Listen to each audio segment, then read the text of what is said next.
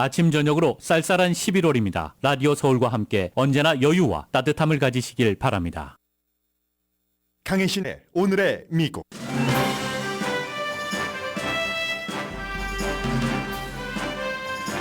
연방 하원은 오늘 금요일 시한 전에 통과시켜야 연방정부 폐쇄를 막는 예산안에 투표합니다. 그러나 지난번 같은 문제로 하원 의장을 내쫓은 프리덤 코커스는 신임 하원 의장의 임시 지출안에 반대한다고 밝혔습니다. 공화당 하원은 대통령부터 장관까지 민주당 정치인 탄핵에 집중하고 있습니다. 이민정책과 관련해 국토안보부 장관을 탄핵하려고 시도했으나 공화당 의원 8명의 반대로 사장됐습니다. 의사당 경찰은 오늘 대규모 친이스라엘 시위에 대비해 보안을 강화했습니다. 내셔널몰에서 열릴 친이스라엘 시위 연설자에는 척 슈머 민주당 상원 대표, 마이크 존슨 공화당 하원 의장, 이스라엘 대통령 등이 포함됐습니다. 친팔레스타인 시위에서 연설한 뒤 동료들로부터 견책당한 유일한 팔레스타인계 연방 하원 의원 라시다 트라이브는 아랍계와 이스라엘계 양쪽으로부터 비난을 받다 의석을 잃을 가능성도 있습니다. 연방교육부는 학교에서 반무슬림, 반유대인 사태를 막기 위한 방안을 발표했습니다. 이스라엘은 하마스의 본거지라고 주장하는 가자지구 병원 밖에서 전투 중입니다. 미국은 하마스의 본거지여도 병원에서의 전투는 반대한다고 했고 신생아를 포함해 매장도 냉동도 못하는 시신으로 병원은 공동묘지가 돼가고 있다고 세계보건기구가 밝혔습니다. 트럼프 전 대통령의 말은 점점 거칠어져서 정적을 해충이라고 부르고 재선되면 해충을 제거하겠다고 다짐합니다. 그를 가장 앞에서 비호했던 마가 변호사들은 트럼프가 선거 결과와 상관없이 백악관을 떠나지 않을 결심을 했었다는 등의 불리한 증언을 하고 있습니다. 2명의 연방 대법관이 과도하고 과도한 선물을 받고 관련자 사건 판결도 한 사실이 밝혀진 데 대해서 연방 대법원이 대법관의 윤리 강령을 발표했습니다. 그런데 시행령이 없습니다. 여러분 안녕하십니까? 오늘의 미국 강혜신입니다. 오늘 정말 중요한 투표가 있거든요. 연방정부가 금요일에 폐쇄가 되느냐 폐쇄가 되지 않느냐. 연방정부가 폐쇄되면은 많은 사람들에게 불편함이 있고 그리고 상당수 분들에게는 부담까지 생기게 됩니다. 하원 공화당 의원들이 민주당 표결이 필요한 연방정부를 폐쇄를 막으려는 이 마이크 존슨 의장의 계획에 반대를 합니다. 오늘 왜 이렇게 소리가 저는 안정되지 않아서 여러분들도 안정되지 않으면 좀 들으시기가 불편하시죠? 저는 이상하게 오늘 안정되지 않네요. 네, 다시 집중을 하고 그래서 지금 하원 의장이 어제 말씀드린 제1의 안 이제 1월 중순까지 그리고 제2의 2월 역시 중순까지죠. 1월 19일과 2월 중순인데 그래서 일부 중요한 것부터 무슨 재향청이라든가 이런 데부터 기금 확보를 해놓고 그 2차적으로 나머지 부서에 예산안을 준다. 이제 이런 건데 제일 중요한 건 지금 프리덤 코커스가 반대한다 하고 투표를 앞두고 몇 시간 뒤에 발표를 했습니다. 예를 들어서 금요일에 연방정부가 폐쇄가 된다면 우리는 이제 익숙합니다. 공원이 폐쇄된다던가 아니면 연방 공무원이라든가 계약자라든가 필수 직종에서 일하시는 분들은 더군다나 이제 다음 주가 땡스기빙 데이 연휴이기 때문에 돈을 받지 않고 일을 할 수도 있겠다. 이 정도는 각오를 하고 있는데 언제 될지 모른다 하면 좀 상황이 다르잖아요. 그래서 케빈 맥카티 연방 직전에 하원 의장이 민주당과 뭔가 합의를 해서 연방정부 폐쇄를 막았다. 이 이유로 프리덤 코커스가 쫓겨낸 거잖아요. 그런데 똑같은 프리덤 코커스 의원들 특히 이제 8명이 우리 이번에 신임 하원 의장이 얘기한 일단은 1년짜리는 아니더라도 단기라도 우리가 좀 문을 열어두고 보자 하는 신임 마이크 존슨 하원 의장의 안을 거부를 한다고 발표를 했습니다. 그렇게 되면 어떻게 될지 이제 지금부터는 알 수 없는 일이고요. 그래서 지금부터 봐야지 될 사람들이 여러 사람입니다. 기본적으로는 이제 하원 의장이고요. 마이크 존슨 하원 의장이고 어젯밤에도 열심히 프리덤 코커스를 포함한 공화당 의원들을 만족시키기 위해서 설득시키기 위해서 여러 가지 일을 하던데 결국은 설득시키지 못한 것 같고요. 칩 로이와 프리덤 코커스, 칩 로이가 텍사스가 지역구고 이 사람이 이제 프리덤 코커스 텍사스를 대표하는 사람이고 텍사스의 프리덤 코커스 소속이 많습니다. 프리덤 코커스가 2015년도에 만들어져서 모든 걸 다 갈아엎어야지 된다. 지금의 이 워싱턴은 안 돼 하면서 갈아엎으려면 새로운 사람이 나와야지 돼 하고 트럼프 전 대통령을 전폭적으로 지지를 했는데 특히 이제 텍사스의 칩 로이가 굉장한 영향력을 갖고 있는데 이 사람은 역시 텍사스인 테드 크루즈라는 공화당의 티파리 출신의 연방 상원 의원의 비서실장부터 출발한 사람입니다. 그래서 지금은 이제 본인이 연방 하원 의원이 돼서 프리덤 코커스에서 활발하게 활동을 하고 있는데 이 칩 로이라는 프리덤 코커스 멤버는 본인을 지금 민주당에서 가장 좌측이다 하면은 젊은 알렉산드리아 오카시오 콜테스라는 뉴욕이 지역구인 연방 하원 의원을 꼽잖아요. 칩 로이는 나는 공화당의 그 오카시오 콜테스, 알렉산드리아 오카시오 콜테스 버전이야. 가장 우측에 있다. 이런 말을 하는 거죠. 그 사람이 지금 안 된다. 너무 지금 정부가 돈을 많이 쓰고 있어. 라고 하면서 폐쇄하는 것이 정부의 그 지출을 줄이는 데에 필요하다면 우린 폐쇄 좋아. 어쩌면 그 폐쇄를 즐길지도 모르겠습니다. 모든 것을 다 뭉쳐서 오히려 연방정부가 없는 게 낫다라고도 얘기하는 사람들이 프리덤 코커스의 그 극단성을 가진 멤버들이기 때문에 폐쇄되는 거 아무렇지도 않아 합니다. 그래서 지금 심지어 정부가 해롭다고 하니까 프리덤 코커스 반대한다고 했고 어떻게 될지 모르겠어요. 그리고 또 봐야지 될 세 번째 그룹이 바이든과 민주당입니다. 민주당은 연방정부가 폐쇄되는 건 순전히 공화당 탓이야. 그래. 유권자들이 정부가 폐쇄되고 오래되면은 좋아하나 보자. 뭐 이런 식으로 전부 그 공화당에게 탓을 돌리고 뭐 어느 정도 일리가 있는 얘기이기도 하고요.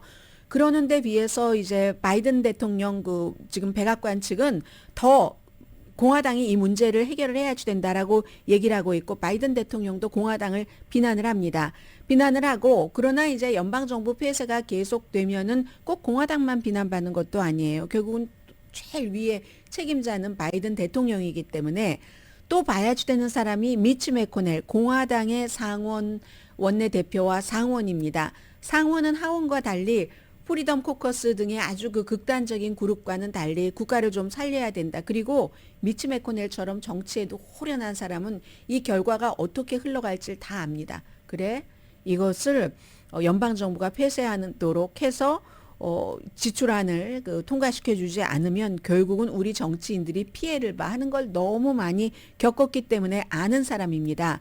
그래서 이 미치 매코넬 같은 경우는 공화당의 상원과도 같이 협조를 할 만한 그런 그 충분한 지금 의도도 보여줬고 위험성을 경고를 하고 있잖아요. 연방정부 폐쇄되면은 큰일 난다고 해서 민주당의 상원 원내대표인 척 슈머 의원과도 협력해서 폐쇄를 피하기 위한 어떠한 지출 법안 같은 것도 내놓은 사람이 공화당 미치 매코넬 상원 원내대표입니다. 그래서 그가 민주당에 이 정도 되면은 양보한 게 아니라 정치적인 그 길을 아는 겁니다. 어떻게 해야 본인이 이기는 것.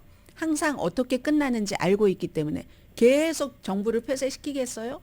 어느 땐가 문을 열겠죠. 그때는 폐쇄를 시킨 당사자들이 엄청 욕먹는다는 걸 아는 노련한 정치인인 거죠. 그래서 이제 그들이 어떻게 할지도 궁금하고 또 트럼프 전 대통령도 공화당 정치 많은 부분에 지금 그림자를 들이우고 그림자 그 힘을 갖고 있습니다. 그래서 이 연방정부 폐쇄도 트럼프 전 대통령도 마찬가지예요. 본인이 지금 대통령이 아니잖아요. 폐쇄하는 거 원할지도 모르죠. 폐쇄하면 거봐라 능력이 없어. 내가 대통령이 되면 이런 일은 없을 거야 하면서 다시 본인에게 정치적으로 유리한 쪽으로 가져가기 위해서 이 트럼프 전 대통령도 역시 더 많이 삭감해야지 돼. 그 엄청나게 삭감하기 전에는 절대로 민주당에 양보하면 안 돼. 이 양보를 협상이라고 볼 수도 있고요. 그렇게 해서 미치 매코넬이 미국 역사상 공화당 상원 원내대표가 민주당과도 좀 협상을 하고 연방정부 문을 열어야지 된다니까 역사상 가장 멍청한 사람, 가장 멍청하고 가장 갈등이 많고 미국 역사상 가장 약한 정치인, 상원 의원 모든 걸 원하지 않으면 문을 닫으세요. 이렇게 얘기합니다. 트럼프 전 대통령 어떻게 모든 걸 원합니까? 양당 정치에서. 시스템이 망가지면 그때 내가 가노라 하는 게 트럼프 전 대통령의 메시지입니다. 그래서 이런 모든 것들이 글쎄요. 몇 시간 남지 않았는데 지금 처음부터 워싱턴 DC에 엄청나게 이스라엘을 지지하는 사람들이 모였거든요. 카메라는 전부 그쪽으로 가 있습니다. 이게 어떻게 하려고 그러는지 알 수가 없는 그런 상황이고요.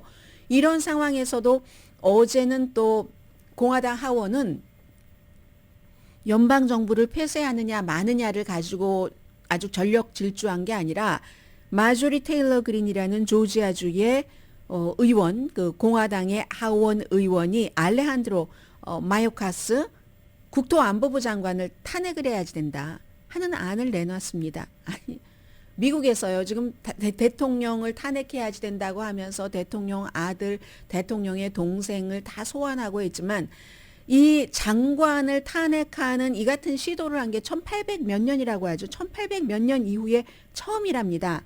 이 같은 시도가 정부가 할 일이 이렇게 많은데도 1876년이라고 하네요. 그 장관에 대해서 탄핵 투표를 한 게 이 의원들 말고 장관을.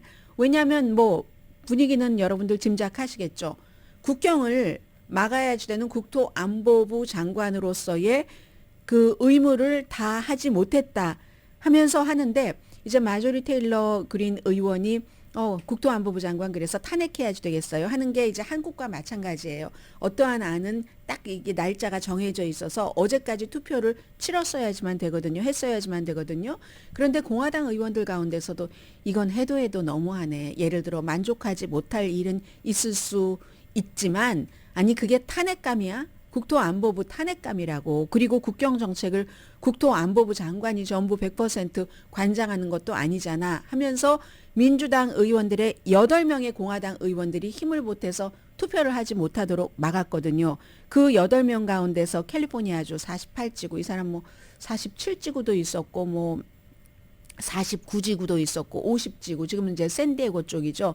데럴 리사 의원, 그리고 또 그 패트릭 맥켄리, 바로 직전에 공화당의 하원 의장이 없었을 때 대행을 했었던 패트릭 맥켄리 하원 의장 대행, 이런 8사람들이 아무리 그래도 이건 공화당이 너무하네 하면서 반대표를 그 민주당과 함께 던져서 뭐 국토안보부 장관 탄핵은 일단 막았습니다. 그리고 지금 굉장히 중요한 이슈는 전체적으로 전부 카메라는 워싱턴 DC 내셔널 몰에 가 있습니다. 오늘의 미국 방송이 끝나는 10시부터 12시까지 거기에 10만 명이 모일지 10만 명 이상이 모일지 알 수 없습니다. 그 전에는 친 팔레스타인 그 시위가 있었잖아요. 그래서 뭐 300명 정도가 체포가 됐는데 오늘은 친 이스라엘, 미국에서 친 팔레스타인 시위와 친 이스라엘 시위가 확연히 다르다는 건 뭘 보면 아냐면 그 시위의 연설자가 누구냐 하는 걸 보면 압니다. 다 갑니다. 중요한 정치인들은. 민주당이건 공화당이건 할 것 없이. 민주당의 척 슈머 상원 원내대표, 이 사람 주이시잖아요. 심지어 아주 그 중요한 시진핑 중국 국가주석을 만났을 때도 이스라엘을 지지하는 발언을 좀 해달라는 것을 얘기를 한 사람, 요청을 한 사람입니다. 그리고 또 누가 있나요? 민주당의 하킴 제프리스 하원 대표, 공화당의 신임 하원 의장 마이크 존슨은 친친 이스라엘입니다. 이 사람의 종교적인 배경이 굉장히 복음주의, 근본주의이기 때문에 심지어 하나님이 창조하신 이 모든 전 세계를 하나님이 관장하시는데 무슨 인간이 만들어낸 기후변화야 하는 사람이기 때문에 그 성경적인 구조를 가진 머리와 마음으로는 친이스라엘일 수밖에 없습니다. 그러니까 하원의 민주당의 공화당의 대표들, 상원의 척 슈머 이런 사람들이 전부 가서 연설을 하고요. 해서 지난달에는 친 팔레스타인 시위에서는 휴전해라. 하마스는 지독하지만 팔레스타인 주민의 피해도 지독하다. 이스라엘이 잔혹행위를 하는 거다. 해서 거기에 이제 그 유일하게 미국에서 팔레스타인계 연방 하원 의원인 라시다 그 트라이브가 가서 연설을 해서 거기서 연설했다고 한 발언을 문제 삼아서 같은 의원들이 견체간을 통과시켰잖아요. 그것도 마조리 테일러 그린이었습니다. 한 번 실패하고 한 번 해서 통과시켰잖아요. 오늘 친이스라엘 시위에 나가서 연설을 하는 척 슈머라든가 마이크 존슨 하원 의장이라든가 하킴 제프리스 민주당의 하원 원내대표를 견책해야 된다고 하는 의원이 있을까요? 없습니다. I'm sure. 없습니다. 그래서 지금 메트로폴리탄 경찰국이 이제 시위대들이 뭐 행진은 안 하는 것 같아요. 그러나 굉장히 많은 사람이 이스라엘을 지지한다. 이스라엘이 하는 모든 일을 지지한다. 하는 그 같은 행진을 하기 때문에 굉장히 지금 의사당의 경찰이라든가 워싱턴 DC의 경찰들이 지금 딱 그 주목하고 있고요. 그리고 여기는 아이작 헤르조그 이스라엘 대통령도 아마 이제 비디오로 연설을 하겠죠. 이 그 헤르조그 이스라엘 대통령은 가자 지구에 무슨 인도주의적인 차원의 어려움이 있느냐 하나도 없어. 하나도 없어. 세계 방방곡곡에 곳곳에 언론과 인터뷰에서 그렇게 거짓 주장을 하고 있는 인물입니다. 그런 정치인입니다. 그래서 그런 사람과 다 미국의 민주당, 공화당 정치인들이 합쳐서 이스라엘을 지지하는 대규모 오늘 연설 시위를 하고 있기 때문에 이게 너무 지금 중요하고요. 그런데 이제 그에 비해서 미시건이 지역구인 친팔레스타인 시위에 참석해서 연설을 했었던 라시다 틸라이브 같은 경우는 미시건에 유대계 유권자도 많고 아랍계 유권자도 많거든요. 아랍계는 아랍계 나름대로 조금 더하지. 유대계는 유대계 나름대로 아니 저거 뭐야? 우리 그 주이씨가 뭘 잘못했다고 하기 때문에 양쪽에서 어떻게 보면 표를 조금 잃어버릴 수도 있고요. 재선에서 떨어질 수도 있다고 하거든요. 이게 지금 미국의 분위기고 교육부가 바이든 대통령의 성명으로 발표가 됐는데 너무 학교에서 친이스라엘, 반이스라엘 그리고 또 유대계에 대한 어떠한 학생들 사이에서의 공격이라든가 아랍계에 대한 학생들 사이에서의 말로 되는 공격일 수도 있잖아요. 그런 공격에 대처하기 위한 방안을 발표를 했습니다. 반유대주의도 안 되고 반이슬람 혐오도 안 된다라고 얘기를 하면서 우리 행정부는 모호함 없이 반유대주의를 비난하고 또 반이슬람도 비난을 한다라고 얘기를 했습니다. 킨더가든부터 12학년까지 이거 대학교에서도 엄청 심한데요. 그래서 학교 교실이나 대학교까지 포함되네요. 캠퍼스에는 증오가 설 자리가 없다. 그래서 이제 서로의 얘기를 듣도록 상대방의 얘기 듣다가 화난다니까요. 싸운다니까요. 이런 일들을 아무튼 하고는 있다. 그러나 이게 어떻게 될지는 알 수 없는 거고 바이든 대통령도 마찬가지로 지금 바이든 대통령이 내일은 시진핑 주석을 만나고 어제 인도네시아 대통령을 만났고 온통 이 이슈가 이스라엘 하마스 전쟁이거든요. 게다 대고 다른 여러 가지 이슈들도 있고 바이든 대통령은 지금 무척 바쁘게 지금 일을 하고 있고요. 미국도 연방정부가 폐쇄되느냐 마느냐인데 그것보다도 오히려 친이스라엘 시위가 어떻게 마무리가 되는가? 거기에 어떤 정치인이 가서 어느 정도 강도로 얘기하는가? 이게 더 큰 뉴스가 돼버렸습니다.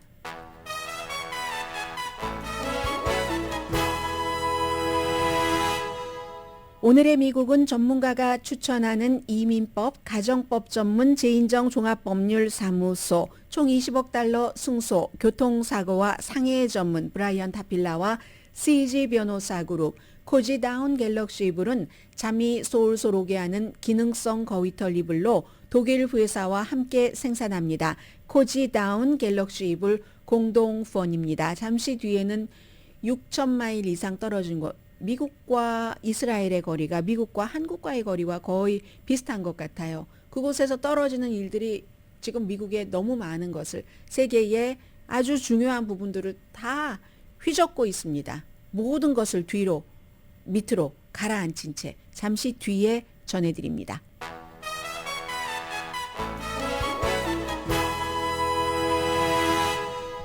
라디오 서울 방송 오늘의 미국 듣고 계십니다. 네, 미국 뭐 대학 캠퍼스나 직장, 워싱턴 DC 도시 이제 중간중간에 아주 막 다양한 전선에서 이스라엘 하마스 전쟁에 관한 모든 것들이 결국은 이스라엘 팔레스타인 분쟁이잖아요. 크게 말하면 75년 동안에 막 끌어오르고 있습니다. 지금 그 긴장과 6천 마일 넘는 곳에서 생겨서 여기까지 날아오는 뭐 낙진 같은 것이라고 할까요? 그런 것들.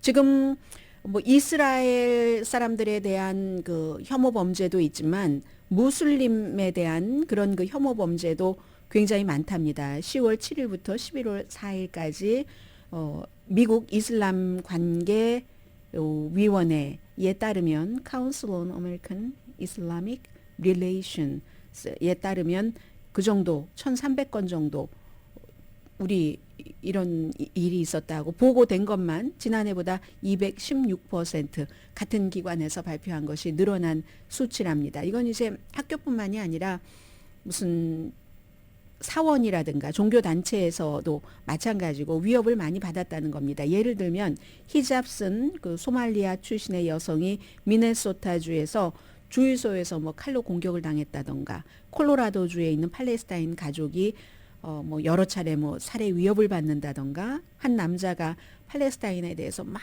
그 흉한 말을 하고 나서 오하이오주에서, 그리고 이제 자전거를 타고 시위대를 치기 위해서 자동차가 아니라 뭐 방향을 틀었다던가, 심지어는 6살짜리 소년 넌 팔레스타인은 죽어야지 돼 하면서 랜드로드에 의해서 숨졌잖아요. 20몇 번 칼로 찔러서. 그래서 지금 미국의 무슬림들은 2015년도에 트럼프 전 대통령이 후보였었을 때 뭐 무슬림을 나라에 들어오지 못하게 하겠어. 그리고 실제로 나중에 약간 집행하기도 했었고요.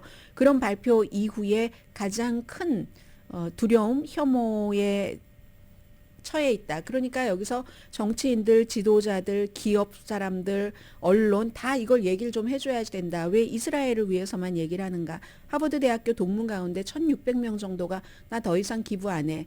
이스라엘에 대해서 반대하는 그런 말을 하는 학생들을 왜 가만히 내버려도 하잖아요. 그에 비해서 이렇게 좀 이슬람 혐오에 대한 그런 그 강력한 힘은 좀 부족한 게 사실입니다. 이건 여러분들께서 다 짐작하시는 그대로이고요. 뭐 반유대주의 이것도 안 된다라고 누구나 다 그렇게 생각을 해죠. 역시 유대인 옹호단체인 반명예훼손연맹, 여기도 전쟁이 시작되고 나서 반유대인에 관한 여러 가지 행위도 크게 늘어났다라고 얘기를 합니다. 지금 하이라이트는 알시파 병원입니다. 가자 지구라는 긴 그곳에서 특히 이제 북쪽에 있는 이 병원에서, 병원 밖에서 막 전투가 이어진다고 하거든요. 이스라엘이 민간인 희생 없이 하마스를 제거하는 것은 불가능하다는 것은 처음부터 누구나 알고 있었던 일이고, 문제는 얼만큼의 희생이냐, 전쟁에도 어떠한 그 뭐 비례 이런 것이 있으니까 그런 건데, 지금 이제 프랑스 대통령에 이어서 영국 총리도 하마스 잡는다고 이 정도의 민간인 희생은 아니다. 휴전해라라고 얘기를 했거든요. 데이빗 카메룬 전 총리를 외무장관으로 다시 그 자리에 임명한 것도 이것과 연관이 있습니다. 그 전에 외무장관이 런던에서 막 시위가 있는데 유럽은 아무래도 친팔레스타인보다는 친이스라엘이 많잖아요. 그런데 그 런던의 경찰이 친팔레스타인 시위대에 좀 친절하게 했다고 그 런던의 외무장관이 엄청 욕했습니다. 그 경찰 병력을. 그리고 나서 리시 수낙 영국 총리가 이 데이빗 카메룬을, 그 사람을 리플레이스먼트 한 거거든요. 이 정도로 당장 휴전해라까지 지금 얘기가 나오고요. 결국은 이제 이스라엘은 절충을 해야지 된다는 건데, 무력을 너무 많이 써서도 안 되고 무력을 너무 적게 써서도 안 되고, 적게 쓰면은 이스라엘 국민 보호라는 국가로서의 어떤 그 의무와 권리를 하지 못하는 것이고 너무 많이 쓰면 그 우리의 국민들을 보호한다는 것을 앞세워서 다른 나라도 아니죠. 팔레스타인은 그 다른 팔레스타인인을 너무 희생한다 하는 여론이 너무 강해져서 여론을 받지 못하면 이스라엘이 전쟁에 이기고도 지는 셈이 되고 이미 이기기는 거의 불가능해 보이는 그런 전쟁인 것처럼 보이고요. 미국이 절충안을 원하는 거잖아요. 하마스는 잡되 팔레스타인 희생은 최소화해라. 근데 여기에 대해서 누구도 답을 주지 못하는 겁니다. 그런 답은 없다는 얘기입니다. 군사 전문가가 하는 얘기를 들어보면 예를 들어서 랜드 코퍼레이션에 있는 무슨 라파엘 S 코헨 이런 그 가자 지구에서의 군사 그 싸움 같은 것만을 10년 동안 연구한 주이십니다. 그런 사람 보면 여기엔 그런 답은 없다. 애당초라고 얘기를 하고 있거든요. 그리고 이제 이 병원이 지금 중점 그 포커스를 쫙 받고 있는데 이 알시파 병원이 하마스가 이 병원을 이용하고 있다는 증거는 많습니다. 이스라엘이 주장하기 전에도 미국도 그것을 인정을 했고 무슨 뭐 국제 엠니스티도 이 하마스가 알시파 병원에서 뭔가를 하고 있다는 뉴욕타임스 기자도 민간복을 입은 하마스가 그 병원 주변을 드나드는 것 또 봤다고 하고 이스라엘은 아예 녹음된 테이프과 거기서 그 안에서 무슨 뭐 사람을 고문을 했다는 증거 같은 걸 보여주잖아요. 그리고 무슨 뭐 시신을 강아지가 뭐 뜯어 먹는다던가요. 개가, 떡이. 근데 왜 그러면 고문을 했는가? 이스라엘에 동조했다고. 하마스가 잡아들인 팔레스타인 사람을 고문한 흔적이 있다고 이스라엘이 보여줍니다. 물론 하마스는 저거 가짜다라고 얘기를 하고 있지만 미국도 마찬가지로 무슨 그 아래 뭐 터널이 있다던가 하마스가 뭔가 그 병원을 이용하고 있다는 것을 인정을 합니다. 하마스는 물론 부정을 하지만 병원 관계자들도 부정을 하지만 뭐 병원 관계자들 가운데서 하마스에 동조할 수도 있겠죠.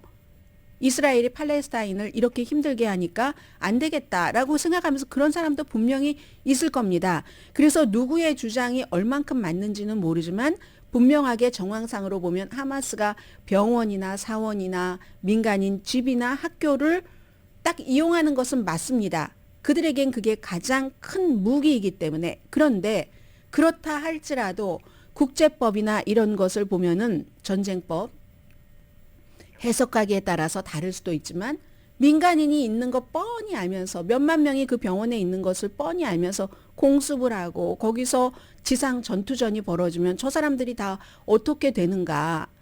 그러한 것들을 알면서도 그렇게 하면 그건 전쟁법 위반이라는 생각이 다수의 생각으로 보여집니다. 심지어 임마누엘 마크롱도 저건 아니지. 저렇게 많은 베이비와 저렇게 많은 레이디가 왜 숨져야지 돼? 라고 얘기를 하고 있잖아요. 지금 거기서 이스라엘이 딜레마에 있는 겁니다.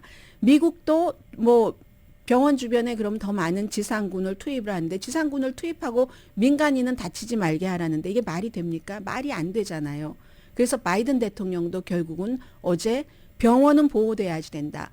미국이 다 인정을 하지만 하마스가 그 병원을 이용하는 것도 알고 있지만 그래도 병원은 보호돼야지 된다. 이미 뭐 30명 이상 숨졌고요. 이제 신생아들 인큐베이터 뭐 전기 없고 하니까 점점 기다리고 있는 거예요. 사실은 죽음을 기다리고 있는 신장투석 해야지 되는데 못하는 사람들 며칠 안에 숨질 수 있고 산소가 부족하고 환자가 600명 이상이라고 하고 그럼 이스라엘이 뭐라고 얘기를 하냐면 우리가 연료를 보낸다고 했는데 하마스가 안 받는다. 그것도 인간 인질로 사용하면서 하마스가 잔혹하다 하는 걸 얘기를 하는 거죠. 그럼 하마스가 말합니다. 이스라엘이 보내겠다고 하는 연료는 단 30분 지속할 수 있는 것. 그건 아무런 도움이 되지 않는다. 우리에게 보냈다. 그리고 본인들은 할 일을 다 했다. 천사처럼 우리만 악마다라는 건데 그걸 어떻게 받느냐. 하마스가 얘기를 합니다. 그럼 병원 관계자들은 이스라엘에게 우리가 직접 이렇게 소통을 해서 좀 보내달라. 우리는 히포크라테스 선서도 한 사람이고 신생아가 저렇게 숨져가는 것을 어떻게 볼 수가 있는가. 이스라엘이 연락을 안 받는답니다. 병원 관계자들 얘기는 지금 이스라엘로부터 아무런 연락을 받지 못했다 하는 이런 얘기를 하고 있고요. 그래서 결국은 두 개의 국가가 답이라는 얘기죠. 이스라엘이 지금 누리고 있는 것을 조금 양보를 하면서 어차피 팔레스타인이 살고 있던 땅에 가서 팔레스타인 내쫓고 그렇게 된 거니까 팔레스타인도 국가를 설립해서 살 수 있게 해라. 지금 이런 얘기가 나오고 있지만 이스라엘이 움직이지 않습니다. 왜냐하면 벤자민 네타냐후는 극우의 말을 들어야 자신의 정치 생명이 더 오래 갈 수 있기 때문에 이제 그렇다는 거고요. 미국에서는 뉴욕에서 민권 자유 그룹들이 바이든 대통령을 고소했습니다. 바이든 대통령은 미국 대통령으로서 국제적인 의무도 있다는 겁니다. 그리고 미국 법도 어겼다는 주장을 하고 있는데 이스라엘의 가자에서의 저 정도의 잔혹 행위는 대통령이 더 적극적으로 막아야 된다는 거거든요. 헌법 권리를 위한 센터 그리고 뭐 팔레스타인 그룹이라든가 개인들이 다 합쳐서 이렇게 대통령을 고소를 했는데 이스라엘이 대량 살상하고 있다. 민간 기반 시설을 공격하고 있고 강제로 막 추방하고 하는 이건 집단 학살이다.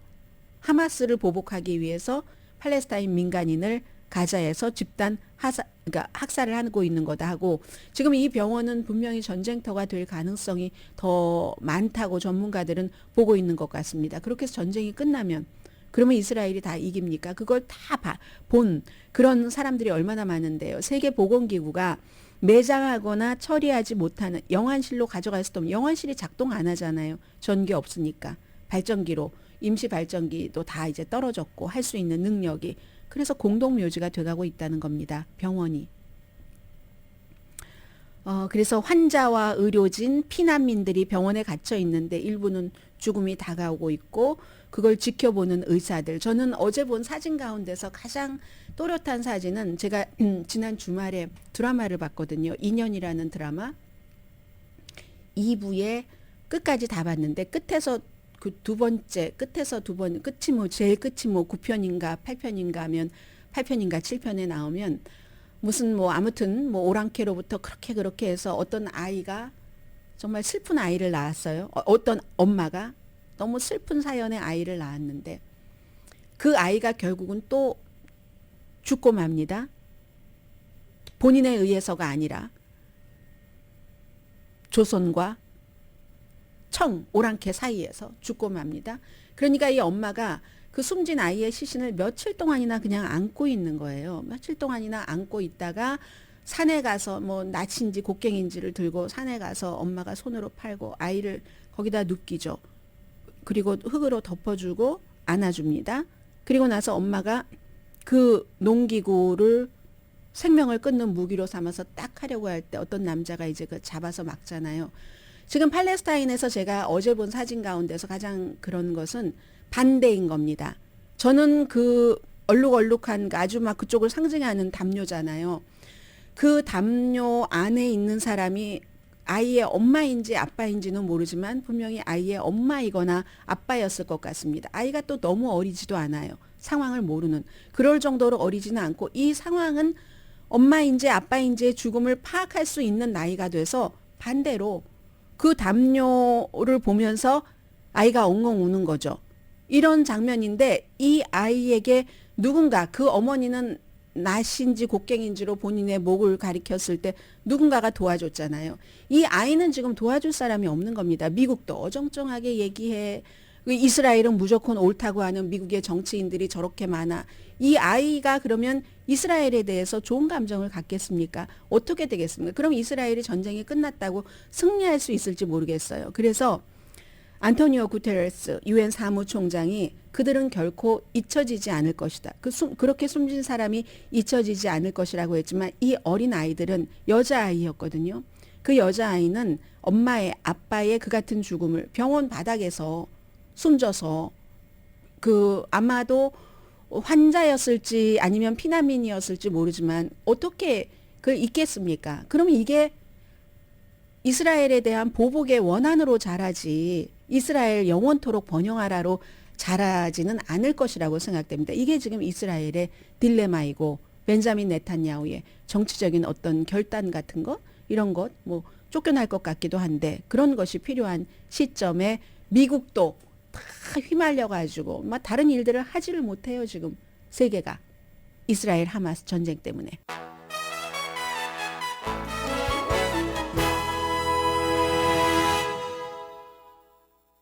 라디오 서울 방송 오늘의 미국 듣고 계십니다. 이 바이든 대통령과 시진핑 중국 국가주석의 미팅이 하도 중요하다 보니까 날마다 뭐 보도가 나오긴 하는데 새로운 건 없습니다. 그리고 아마 이 만남에서도 뭐를 뭐 이뤄냈습니다 하는 것보다는 만났다는 자체가 세계 중요한 두 국가의 지도자가 초긴장 상태에서 좀 긴장을 완화할 수 있는 뭐 그런 면에서 의미 자체가 있고, 그리고 뭐 군사 핫라인 같은 거 다시 개설한다던가, 당연히 이스라엘 하마스 전쟁, 대만 우크라이나 전쟁, 펜타닐 같은 게 이슈가 될 테고요. 제가 이걸 보면서 참 살짝 웃었는데요. 시진핑 중국 국가주석이 이제 바이든 대통령과 내일이잖아요. 샌프란시스코에서 만나고 나서 공산주의 기반으로 한 그런 그 국가인데, 딱 이제 또다시 비즈니스맨들과 뭐 민주주의에서 자본주의로 하죠. 자본주의에서 하는 거 다 해요. 시진핑 중국 국가주석이 또 비즈니스 맨들과 워먼들과 식사를 하는데 $2,000부터 시작한대요. 그럼 $2,000 되면 저 뒷자리고, 시진핑과 같은 테이블에서 밥 먹으려면 $40,000만 내면 되네요.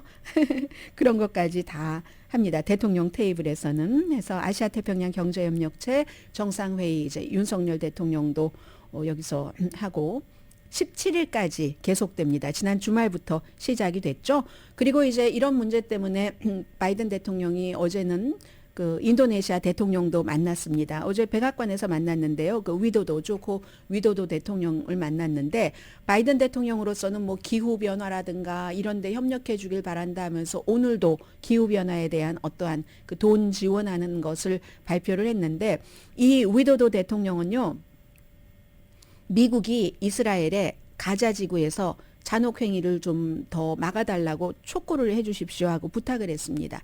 미국의 영향력이 크니까. 지금 벤자민 네탄야후가 미국 말을 다 안 듣고 있어요. 본인의 정치적인 것은 우파의 클링투, 이런 때는 매달리다 하는 클링투라는 단어 써도 되겠죠. 그렇게 해서 우파가 원하는 대로 지금 해나가고 있는데, 그나마 미국의 눈치를 조금 보는 게 저 정도인 겁니다. 그런데 위도도 대통령으로서는 인도네시아가 무슬림 인구가 세계에서 가장 많은 국가입니다. 뭐 중동의 어느 나라 아니에요. 왜냐하면 인구가 많기 때문에. 인도네시아가 인구가 세계 네 번째로 많잖아요. 이제 인도, 중국, 미국, 다음에 인도네시아가 한 2억 7천만 명 정도는 되니까 2억 7천만 명 정도 되는 데서 무슬림 인구로서는 가장 많은 국가거든요. 그러니까 이스라엘에 이 잔혹행위 좀 덜해라라고 그 촉구를 할 수 있는 그런 정도의 국가가 되는 거죠. 그리고 그 다음에 이제 인구 많은 나라가 또 파키스탄이잖아요. 파키스탄 다음이 이제 브라질 정도. 나이지리아가 그 전에 있고 브라질이 되죠. 그러니까 인도네시아, 파키스탄 이런 나라들도 전부 이스라엘 하마스 전쟁을 지켜보고 있습니다. 더 크게는 이스라엘 팔레스타인 분쟁을. 아마 다른 때 같으면 이것도 조금 제법 비중 있게 다뤄졌을 텐데 워낙 큰 뉴스가 많으니까요. 2명의 대법관이 아주 부자 공화당 기부자로부터 뭐 돈도 받고 뭐 선물도 받고, 선물도 그냥 이만저만한 선물은 아닌 거예요. 막 전세기 타고 다니면서 엄청나게 받고 하는 그런 것을 받고, 심지어는 닐 고서치라는 사람은 관련 판결까지 내렸어요. 그 돈 받은 사람에 관한. 그리고 몰랐대. 어떻게 모를 수가 있나요? 그런데 이제 그리고 나서 결국은 연방 대법원이 이리 미루고 저리 미루다가 어떤 그 대법관들의 윤리 강령 같은 것을 만들었습니다. 14페이지짜리를. 망신인 거죠. 연방 대법관 정도 되면 우리가 그런 거 다 없어도 종신제고 하는데 알아서 다 한다. 깨끗하게 살긴요.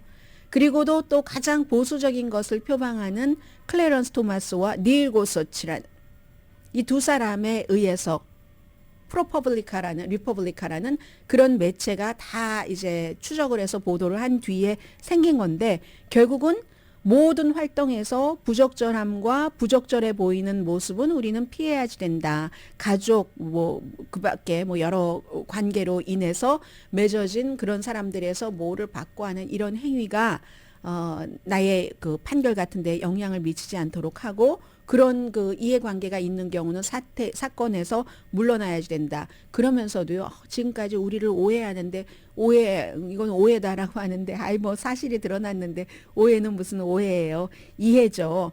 이해고, 우리는 모든 다른 그 법 전문가들과는 달리 어떤 윤리 규칙에서도 구속받지 않는다고 생각을 하시는 것 같은데, 오해입니다. 라고 했습니다. 본인들이 그렇게 행동을 했었어야죠. 아무튼 다만, 그럼 그걸 어떻게 벌할 건데, 어떻게 시행할 건데, 시행령이 없습니다. 여전히 본인들이 알아서 하시겠다는 얘기입니다. 그리고 바이든 대통령의 얘기를 조금 말씀을 드려야 되는데요. 트럼프 전 대통령도 마찬가지인데, 바이든 대통령에 대해서는 지금 물러나라 하는 사람들이 점점 많아지고 있습니다. 네이 실버 같은 뭐 여론조사에 능통한 그런 사람도 6주일 전에 내가 바이든 대통령이 물러나라고 하기엔 너무 늦었다고 생각했는데, 바이든 대통령이 저렇게 여러 가지 뭐 해외 방문은 굉장히 많이 합니다. 오바마나 아니면 빌 클린턴 전 대통령, 그리고 아버지 부시만큼은 아니지만 트럼프보다는 훨씬 많이 해외 방문을 하고 있거든요. 그럼에도 불구하고 국내의 캠페인을 활발하게 하지 않잖아요. 활발하게 할 수 없다면 그는 물러나야 된다. 지금이라도. 네이 실버 같은 사람도 그런 얘기를 지금 많이 하고 있고요. 트럼프 전 대통령에 대해서는 잠시 뒤에 말씀드립니다.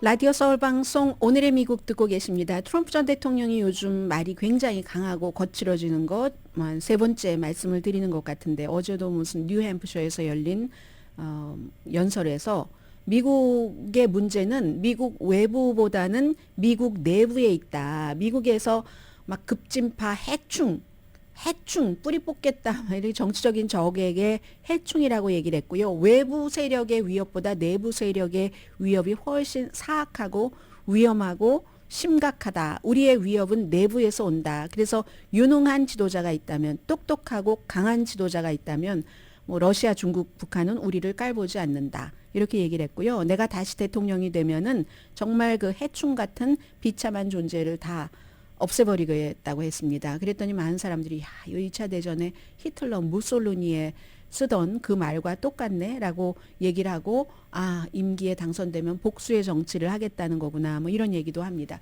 그런데 러시아, 중국, 북한이 우리를 깔보지 않는다라고 얘기했는데, 오히려 저는 반대인 것 같은데요. 러시아에 대해서, 푸틴에 대해서 얼마나 충성합니까? 중국에 대해서도 시진핑 중국 국가주석에 대해서 말만 거창하게 했지, 막상 그가 미국에 왔을 때는 본인의 말할라고로 모시고 가서 융숭하게 대접을 해주고, 딸이 수백 개의 그 상품권을 얻어냈잖아요. 그 전에 아무리 노력을 했어도 안 됐던 딸이 엄청난 이권을 받게 됐고, 그리고 북한에 대해서는, 김정은 위원장에 대해서는 얼마나 유능하고 인텔리전트하다고 얘기를 합니까? 아무튼 그런 일이 있고요. 그러나 반면에 그 제나 앨리스라는 트럼프의 마가의 아주 가장 젊었던, 트럼프를 비호하던 그 변호사가 조지아주의 그 선거 결과를 바꾸려고 했다는 데에 대해서 유죄를 인정하고 검사 측에 증언한 그 녹취록을 보니까 트럼프 전 대통령은 선거 결과와 상관없이 백악관을 떠나지 않으려고 했다. 그래서 관계자에게 그게 그렇지 않다. 증거도 그렇고 우리의 주장과 능력이 본질적으로 끝났다. 뭐 60개 그 소송에서 다 졌으니까요. 그렇게 얘기하니까 백악관에서 그 댄 스카비노라는 트럼프 측근이 우린 상관 안 해. 아무튼 안 나갈 거야. 선거 결과를 뒤집으려는 노력을 했다. 뭐 이런 얘기들, 트럼프에게 뭐 그다지 좋지 않은 얘기도 많이 나오고 있습니다. 오늘의 미국은 전문가가 추천하는 이민법, 가정법 전문 제인정 종합법률사무소, 총 20억 달러 승소, 교통사고와 상해 전문 브라이언 타필라와 CG 변호사 그룹, 코지다운 갤럭시 이불은 잠이 솔솔 오게 하는 기능성 거위털 이불로 독일 회사와 함께 생산합니다. 코지다운 갤럭시 이불 공동 후원이었습니다. 10시에 좋은 아침, 좋은 하루 방송됩니다. 오늘 뉴욕타임즈에서 두 가지 눈에 띄는 기사가 있었는데, 하나는 트럼프 전 대통령의 86살 된 누나가 숨졌거든요.